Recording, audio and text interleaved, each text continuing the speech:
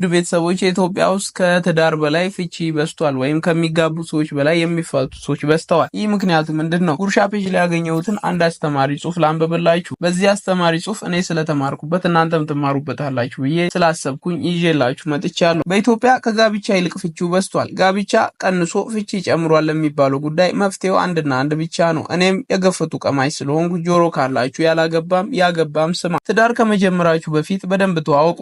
ጥላሸታችሁን ደብቃችሁ እንደ ሀጫ በረዶ ንጹህ መስላችሁ አትቅረቡ። ዘፋኙ እንደ ዘማሪ አትቅረብ። ቦዘኔው እንደ ጭምት ዝምተኛ አትቅረብ። ግልጹን ተነጋግራችሁ ግቡ።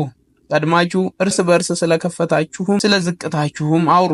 ሳትተዋወቁ የዘላለሜ ነሽ የሚለውን ዘፈን ለመክፈት አትቸኩሉ። በተለይ ሴቶች አልጋ ላይ የተለያየ ስፖርት አይነት ስትሰሩ ከርማችሁ የኔ ለምትሉት ሰው ድንግል ነኝ ማንንም አላውቅም አትበሉ።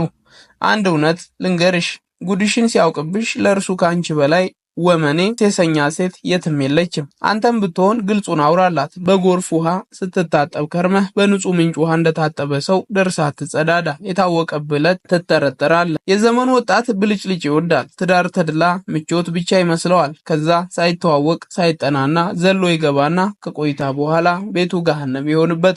ከሳምንት ከወራት በኋላ ምነው አንተን አንቺን ያልኩበት ያፈቀርኩበት ልቤ ጸጥ ቀጥ ባለ፣ ትርታው በቆመ፣ የመጣሁበት እግሬ ምን ነው በተሰበረ ይባባላሉ። እነዚህ ሰዎች ትዳር ሁሌም አልጋ በአልጋ ፍቅር መዋደድ ብቻ ያለ ይመስለዋል። ትዳር ከሌላው ትዳር ጋር አይነጻጸርም። ሴቷ የባልንጀራዋን ትዳር ደስታ በቤቷ ትሻለች። ሴትዮ የቤትሽን ደስታ በቤትሽ ፈልጊ። ደስታሽ እጅሽ ላይ ነው። ሰው ቤት ምን ይሰራል? የባልንጀራሽን ቤት ሲኒና ሶፋ ጭልፋዋን አትቁጠሪ። ወንዱም ሚስቱን ከባልንጀራው ሚስት ጋር ያነጻጽራል። ሰውዬ ያንተ ሔዋን አጠገብ ያለችው ሚስት ብቻ ናት። በፊት እንቅፋት ትንታ ካየባት እኔን ውዴ እኔን የሚለው ሰውዬ ከቆይታ በኋላ ይድፋሽ ምን አንቀለቀለሽ ቀልቃላ ማለት ይጀምራል። ቀልቃላም ትሁን ቀዥቃዣ በፊት ለምን አላጣራህም? ዳሌና ባቷ መልኳ ላይ የፈጀኸውን ጊዜ ጸባይዋ ላይ ብትፈጅ ዛሬ አፍህን አከፍትም ነበር። ትዳር የሚመራው በዳሌ ደረትና ጡንቻ አይደለም። ትዳር የሚመራው በማስተዋል ነው።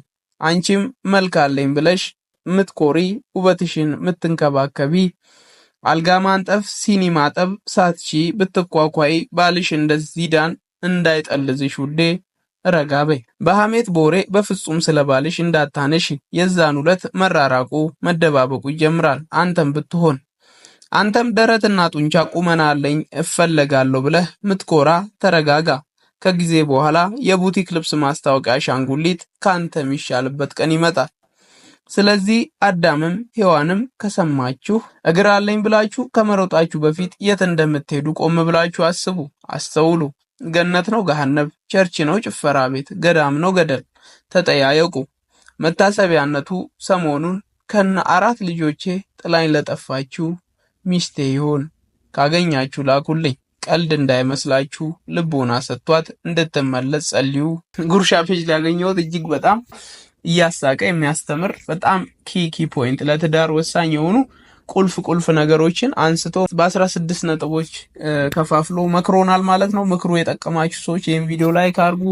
እንዲሁም ይህንን ቻናል ሰብስክራይብ ያደረጋችሁ እኔንም መለይ ፌዳውን አበረታቱኝ። ይህንን ለዛሬ ያዘጋጀውላችሁ ቪዲዮ እንግዲህ ጨርሻለሁ ማለት ነው። በሌላ ቀን በሌላ ቪዲዮ እስክንገናኝ ወዳችኋለሁ። መልካም ሳምንት ይመቻችሁ።